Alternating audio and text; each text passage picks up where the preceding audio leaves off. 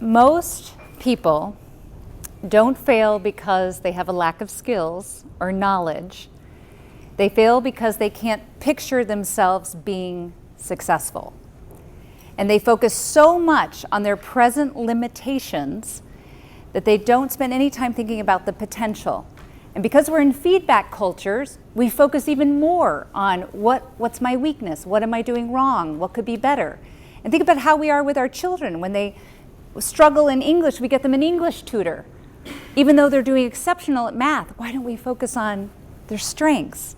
So we're in this loop from a very young age of focusing on our weaknesses to a point that it ends up preventing us from becoming what we could be. And if you cannot see it, you cannot be it.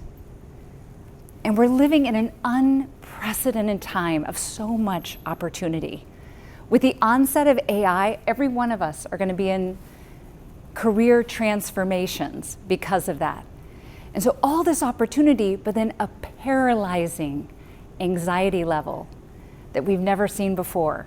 Just look at the growing dependence on medications, ADHD medication, Xanax. So what is the answer in all of this? It's confidence, inner confidence. And that's why we're going to focus on not just behavioral skill change today, but the inner game that is required to accelerate your own development. And confidence doesn't come with a title.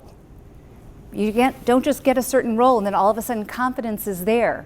We see leaders all the time hesitating, afraid to say we're going one way or another. It doesn't come with expertise. So many of us believe that, well, if I just know more, if I have 2,000 hours in this discipline, then I'll be an expert and then I will have confidence. We're even told by managers, I just need more reps at this and then I'll have confidence. But that's a slower process. And we see experts all the time, IT experts, engineering experts, who are working on not stammering, not stuttering, speaking up. Sometimes your smartest person in your room is the one who's quiet, who's not sharing the ideas. So that person, it's an inner game that isn't happening. That's the dilemma. The dilemma is a self-image that is not serving us anymore. And the inner voice, how we talk to ourselves, nobody teaches us. Nobody teaches us how to talk to ourselves.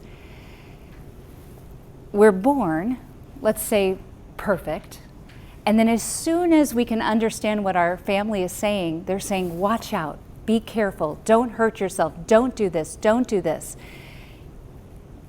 And that socializes us into a weaker self-image. And some of us are still carrying things from the past, the way our parents saw us, the way family members treated us, the way we were in college even, the way we were at the beginning of our career, still feeling like that young 20-year-old wearing a suit, trying to be more senior, but we are more senior and we're not owning where we are today, but even more importantly, what we could be.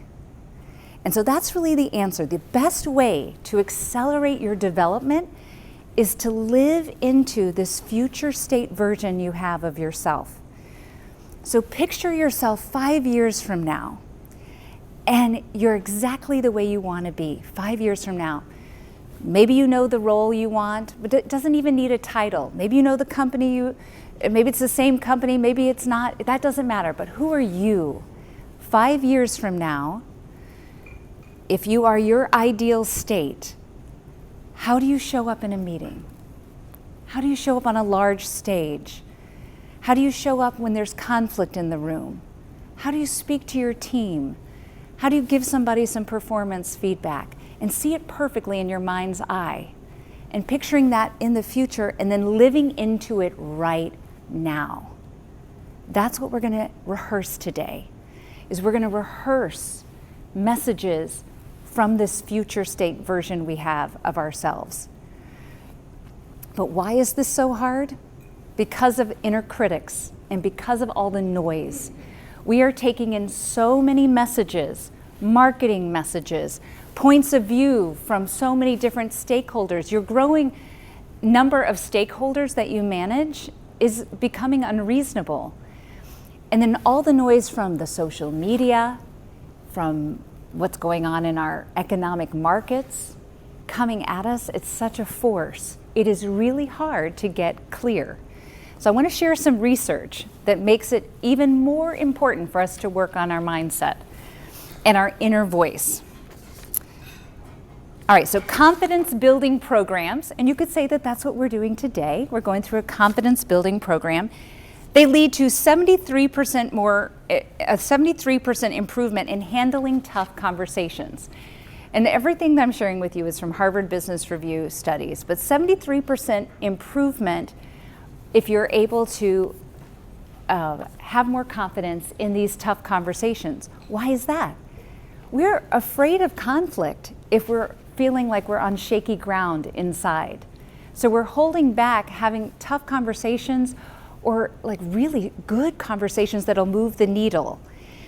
But the other piece of data that's interesting is mindset coaching, which that's managing your thoughts, being able to manufacture in your head thoughts that will help produce the feeling of confidence and lead to the action of clear, compelling communication. So that's mindset coaching. Increases leadership satisfaction and retention by 33%.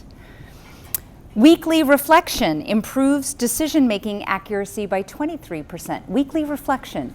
So that's getting alone by yourself and finding your point of view. Not being sucked in by everybody else's point of view, but finding your clear idea. Waking up every morning and asking yourself, what's really the answer? And answering that.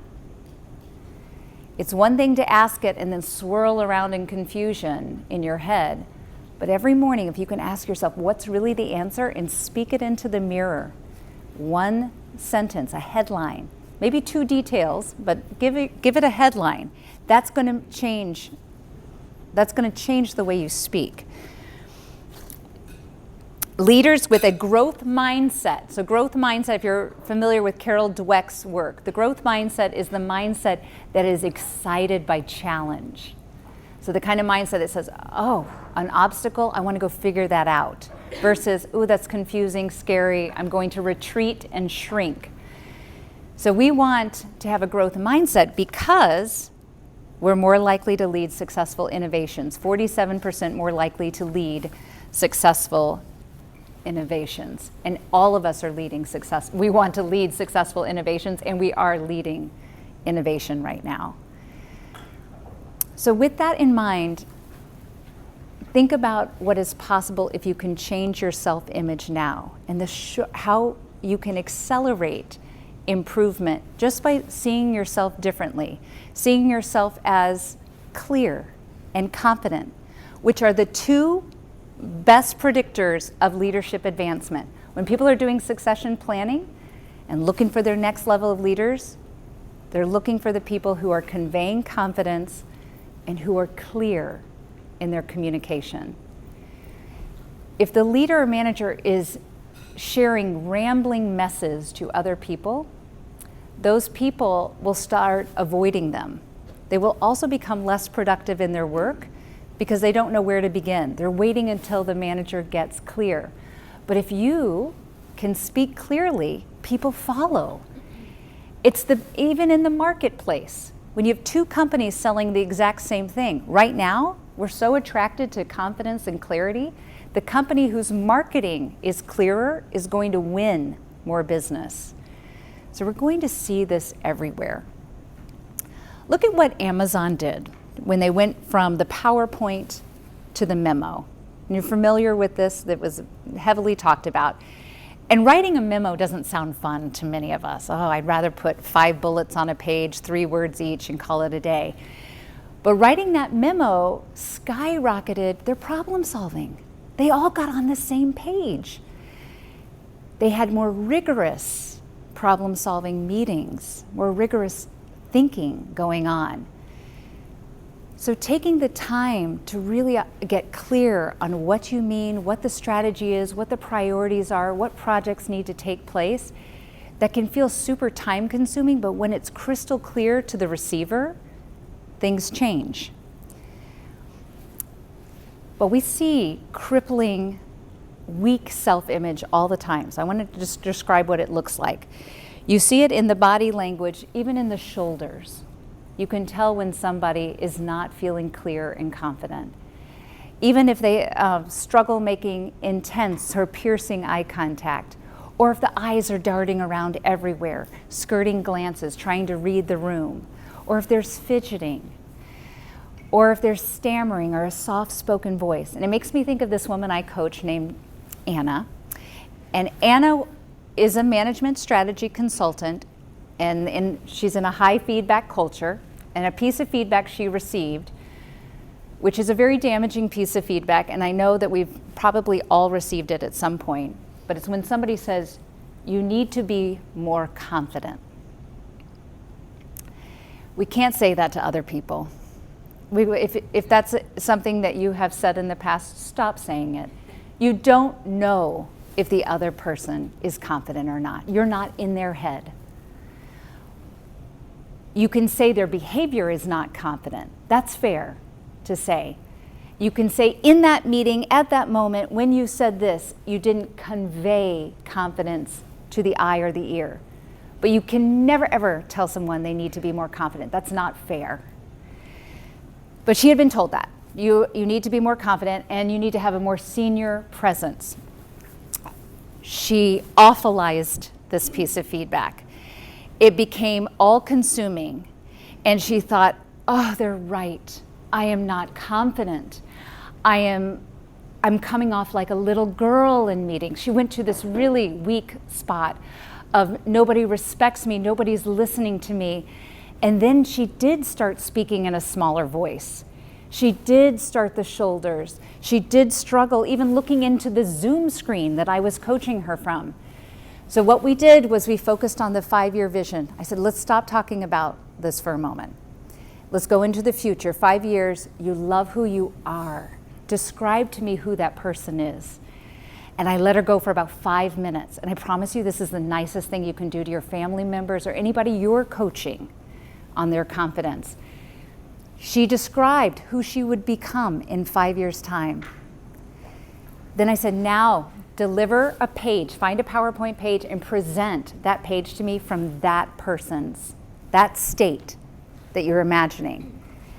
And we started rehearsing every message that way from that person. Within 3 months, she was already in conversations for the next promotion. It doesn't have to take long. But you've got to start rehearsing your messages, and that's what we're doing today. Go into this picture you have of yourself 5 years from now, and every message you deliver today is from that person. This person is like a character in your head, this future state version of yourself. Like, I'm going to tell you about mine. So she's there, and I see her, and she's always guiding me, because you are your best coach. So my future state version of Stephanie is my best coach. And whenever I'm struggling, I say, what should I do to her? I mean, it's almost like talking to God, but God is better. But she knows what to do. She knows what to do, and she says, try this, try that. You can do it. You have this voice in your head. Sometimes it's a whispered voice, though. It's that soft voice that is saying, you're going to be great in this meeting. Oh, it's going to be so fun to talk to them. They're going to love your presentation. This next presentation is going to be incredible. They can't wait to buy from you, whatever it is. That voice, we want to give that voice the microphone, a megaphone. Let that voice, because you've got a sea of voices in your head that are driving the bus, that are trying to drive the bus. Let this one be the driver. The future state version of yourself driving is going to help you develop these skills faster. You still need the skills because we all fall back on habit. You still need the skills, but we can't even achieve any of the skills if we've got this weak self-image, this negative, critical inner voice that is so loud on the megaphone, this anxious voice, this confused voice. We've got to find the confident, clear version of yourself that is your future state and help him or her lead right now. So you might think, well, I'm here to sharpen and elevate. I came to work on body language and voice. It's so much more than that. So yes, you're going to work on that, but you're also going to work on living into your future self. Let's begin.